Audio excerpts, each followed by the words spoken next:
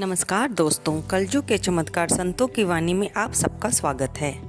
दोस्तों, हमारे चैनल पर चल रही है कार्तिक महात्म्य की कथाएं। अब तक हम 13 अध्याय सुन चुके हैं, जो कि नारद जी के श्री मुख से राजा पृथु सुन रहे हैं। आज हम सुनेंगे 14वां अध्याय।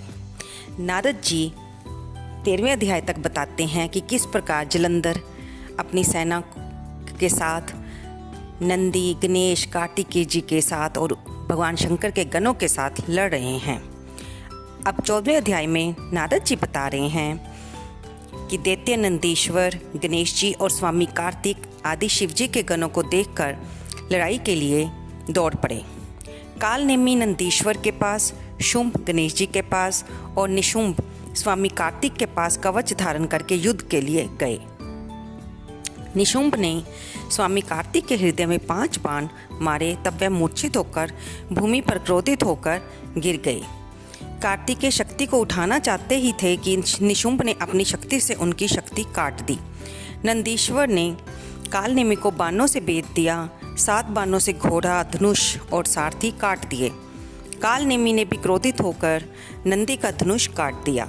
तब नंदी ने कालनेमी की छाती में त्रिशूल मारा, जिससे उसका हृदय बिंद गया। घायल कालनेमी क्रोधित हो पर्वत खंडों को उखाड़कर उससे नंदी को गिरा दिया। शुंभ अपने रथ में बैठकर गणेश जी मूषक पर बैठकर आमने सामने आए और आपस में लड़ने लगे। दोस्तों, ये कथा पढ़ते पढ़ते ऐसा लगता है कि जैसे युद्ध हमारी आंखों के सामने ऐसे ही दृश्यमान हो रहा हो। गणेश जी ने एक बाण शुंभ के हृदय में और 3 बाण उसके सारथी को मारकर पृथ्वी पर गिरा दिया। तब शुंभ ने क्रोधित हो गणेश जी के ऊपर बाणों की वर्षा की और 3 बाण गणेश जी व चूहे को मारे। बाणों से घायल होकर चूहा चलने में असमर्थ हो गया।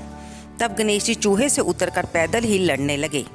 तब गणेश जी ने फरसा मारकर शुंभ को गिरा दिया और मूषक पर सवार हो गए। ये देख कालनेमी और निशुंभ ने गणेश जी के ऊपर बाणों की वर्षा शुरू कर दी। महाबली वीरभद्र भूतों को साथ लेकर गणेश जी को दुखी देखकर सहायता के लिए चल पड़े। कुष्मांड, भैरव, बेताल, पिशाच भी वीरभद्र के पीछे दौड़ पड़े। तब किल शब्दों से, सिंह की गर्जना से और सेना के शब्द से पूरी पृथ्वी कांपने लगी। तब भूत पिशाच दौड़कर आए और दैत्यों को खाने लगे तथा संग्राम में नाचने लगे।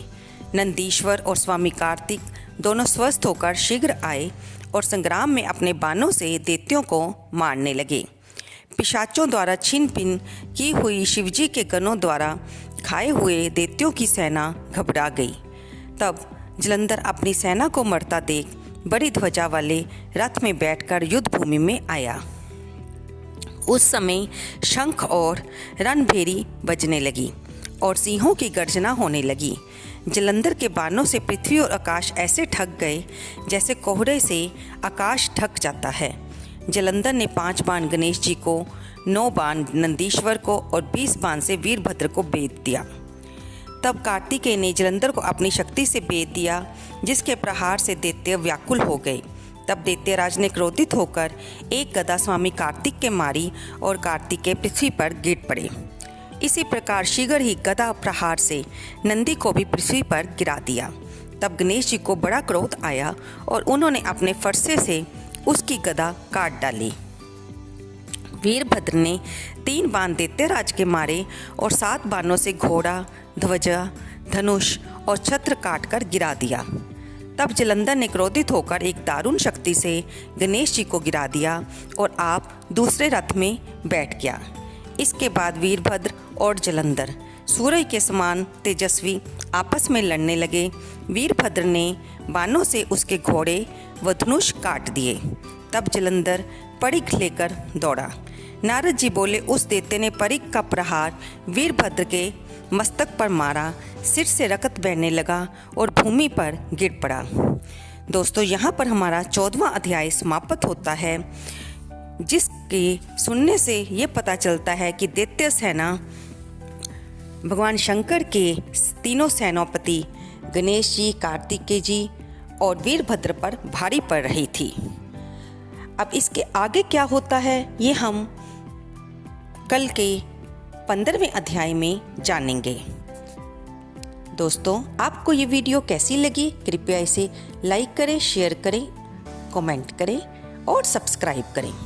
धन्यवाद दोस्तों।